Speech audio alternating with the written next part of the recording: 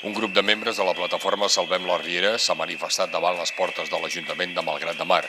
Ho han fet aquest dijous a les 7 de la tarda. La concentració ha servit per mostrar novament el seu desacord amb la tala d'arbres de Can Feliciano. D'aquesta manera, la plataforma ha volgut deixar constància que encara hi ha persones que defensen una riera naturalitzada. També han volgut recordar a l'equip de govern que encara hi ha pendent un contenciós administratiu contra l'acord del ple municipal de continuar les obres. Legalment tenen dret a començar-ho.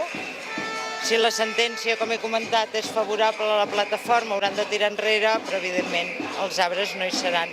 Aleshores, la gent que avui s'està mobilitzant és per deixar constància de que encara hi som, que esperem una sentència i que en el moment que hagi sortit, aleshores acatarem, evidentment, el que decideixi la sentència. Des de la plataforma s'ha reconegut que, tot i que se sabia que tard o d'hora havien de començar les obres, la tala d'arbres els ha agafat per sorpresa.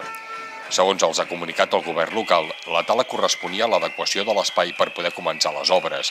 Salvem la Riera ha denunciat que durant la tala els arbres queien damunt l'espai protegit del canal. Després de la concentració a l'Ajuntament, els manifestants s'han dirigit fins a la Riera, on han penjat una pancarta.